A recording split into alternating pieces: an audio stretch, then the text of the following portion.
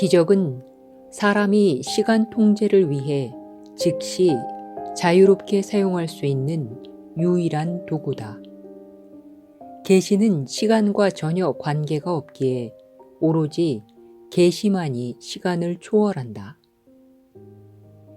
기적은 그 자체가 필요 없는 상태를 촉진하는 것을 목적으로 하는 학습 도구라는 의미에서 몸과 아주 비슷하다. 직접적인 소통이라는 영혼의 본래 상태에 도달하면 몸과 기적은 어떤 목적에도 기여하지 않는다.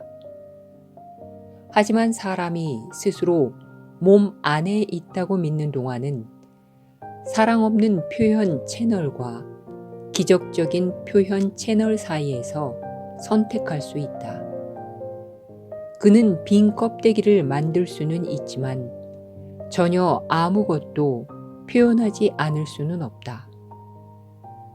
그는 기다리고 꾸물거리고 자신을 마비시키고 자신의 창조성을 거의 없어질 때까지 감소시킬 수 있으며 심지어 발달 정지나 퇴행을 도입할 수도 있다.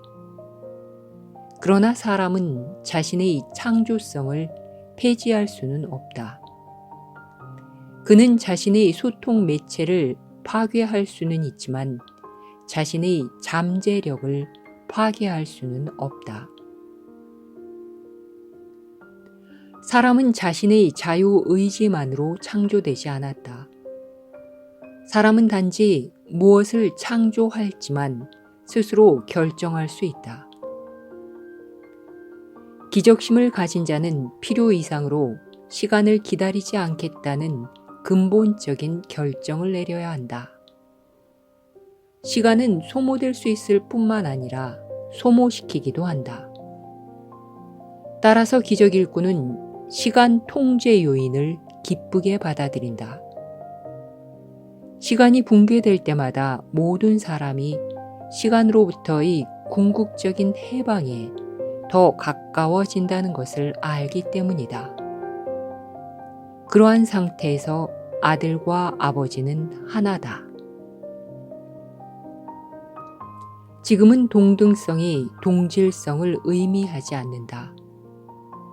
모든 이가 자신이 모든 것을 가졌음을 인식할 때 온 아들에 대한 개별적인 기여는 더 이상 필요하지 않을 것이다. 속죄가 완성되었을 때 하느님의 모든 아들은 모든 재능을 공유할 것이다. 하느님은 편파적이지 않으시다. 하느님의 모든 아이들은 그의 전적인 사랑을 받으며 하느님의 모든 선물은 모든 이에게 똑같이 거저 주어진다. 내가 어린아이처럼 되지 않는다면 이란 말은 내가 하느님께 완전히 의존하고 있음을 충분히 인식하지 않는 한 아들이 아버지와 진정한 관계에 있을 때 갖는 진정한 권능을 알 수 없다는 뜻이다. 평화를 원하는 너는 완전한 용서를 통해서만 평화를 찾을 수 있다. 전에는 내가 진정으로 평화를 원한 적이 없었기에 평화를 얻는 법을 말해줘도 소용이 없었다. 평화를 배우기 원하고 어떻게든 자신에게 평화가 필요하다고 믿지 않는 자는 배움을 얻을 수 없다. 하느님의 피조물에는 결핍이라는 개념이 없지만 사람의 창조물들에는 그 개념이 아주 분명하다. 사실 이것은 핵심적인 차이이다. 필요는 정의상 결핍을 함축한다. 필요는 내가 지금과 어떻게든 다른 상태에 있다면 더 나아질 수 있다고 인식하는 것을 의미한다. 분리는 타락보다 더 나은 용어다. 분리가 일어나기 전까지는 아무것도 결핍되지 않았다. 이것은 사람에게 필요한 것이 아무것도 없었다는 뜻이다. 만약 사람이 자신을 박탈시키지 않았다면 그는 결코 필요를 경험하지 않았을 것이다. 분리 이후 필요는 사람에게 행동할 동기를 부여하는 가장 강력한 근원이 되었다. 근본적으로 모든 행위는 필요에 의해 동기가 부여되지만 행위 자체는 신적인 속성이 아니다. 몸은 행위를 위한 장치이다. 사람은 자신이 더 나아질 수 있다는 믿음 때문에 자기 마음대로 사용할 수 있는 이런 장치를 갖고 있다. 각 사람은 스스로 확립한 특정한 필요의 위계에 따라 행동한다. 그의 위계는 결국 그가 자신을 무엇이라고 지각하는지, 즉 자신에게 무엇이 결핍되어 있다고 지각하는지에 달려있다. 하느님과 분리되어 있다는 느낌이야말로 사람이 실제로 교정할 필요가 있는 유일한 결핍이다. 사람이 진리에 대한 자신의 지각을 왜곡함으로써 자신을 결핍되어 있다고 지각하지 않았다면 이런 분리의 느낌은 결코 일어나지 않았을 것이다. 어떤 종류이든 필요의 위계라는 개념이 생겨난 이유는 사람이 이런 근본적인 잘못을 함으로써 자기 자신을 서로 다른 필요들을 갖는 여러 수준들로 이미 분열시켜 버렸기 때문이다. 사람은 통합되어 가면서 하나가 되며 그에 따라 그의 필요들도 하나가 된다. 통합된 필요는 양과 감정이 없는 상태를 낳기에 통합된 행동을 낳는다. 필요의 위계라는 개념은 사람이 하느님과 분리될 수 있다는 근원적인 잘못의 필연적인 귀결로서 먼저 그 자체의 수준에서 교정이 된 다음에야 여러 수준들을 지각하는 잘못이 교정될 수 있다. 분리된 수준들에서 활동하는 한 사람은 효과적으로 행동할 수 없다. 하지만 사람이 여러 수준들에서 활동하는 동안은 교정은 아래에서 위로 도입되어야 한다.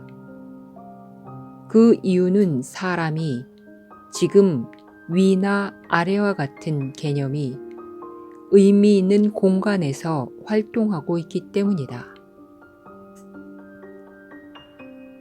궁극적으로 공간은 시간만큼이나 의미가 없다.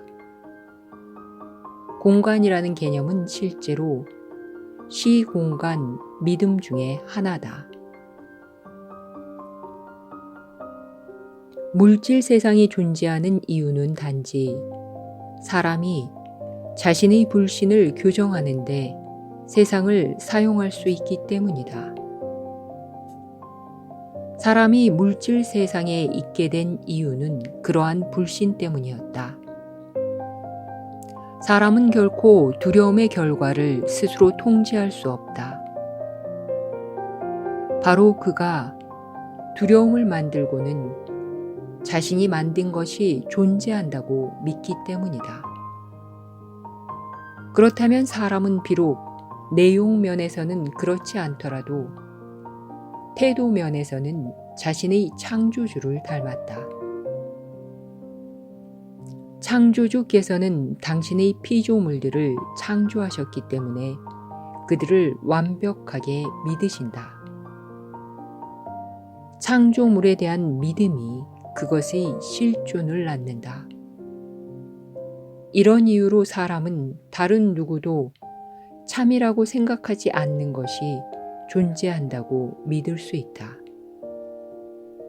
그것이 그에게 참인 이유는 그가 그것을 만들었기 때문이다. 두려움의 모든 양상은 위아래가 뒤집힌 지각에서 비롯된다. 보다 진실로 창조적인 자들은 지각적 왜곡을 교정하는데 자신의 노력을 기울인다. 신경증 환자는 타협하는 데 노력을 기울인다. 정신증 환자는 자신의 잘못이 확실한 진리성을 가지고 있다고 입증함으로써 벗어나려고 애쓴다. 정신증 환자는 진리를 부정하는데 더 일관성이 있기에 일반적인 방법으로 풀어주기가 제일 어렵다. 하지만 기적은 이런 구분을 전혀 하지 않는다. 기적이 잘못을 교정하는 이유는 그것이 잘못이기 때문이다. 따라서 기적에 대해 다음으로 기억해야 할 또 다른 요점은 다음과 같다. 기적은 오지각의 정도를 전혀 구분하지 않는다. 기적은 잘못의 정도와 방향에 전혀 상관없이 효과적으로 지각을 교정하는 도구다. 이것이 기적의 진정한 무차별성이다.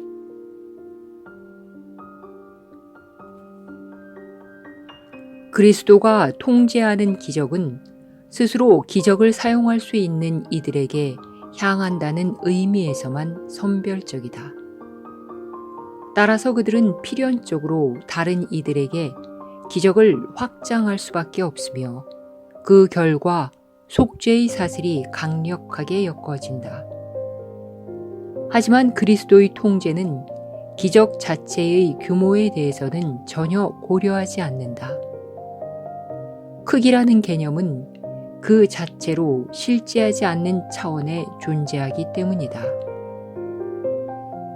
기적은 실제에 대한 자각을 회복시키는 것을 목표로 한다. 따라서 만약 기적이 교정하려는 잘못을 지배하는 법칙에 기적 자체가 구속된다면 기적은 쓸모가 없을 것이다. 사람만이 이런 종류의 실수를 한다. 이것은 사람 자신의 거짓된 믿음이 낳은 어리석은 일관성의 한 사례다. 부정의 진짜 의미를 이해하고 포기하려면 사람이 가진 창조적 의지의 권능과 힘을 먼저 이해해야 한다.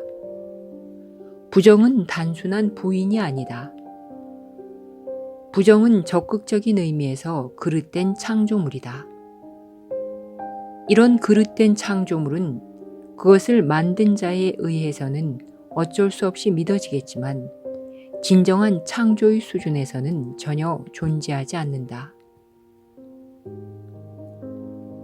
기적은 사람이 만든 것을 보다 높은 수준의 창조물과 비교하여 그것과 일치하는 것은 참으로서 받아들이고 불일치하는 것은 거짓으로서 거부한다.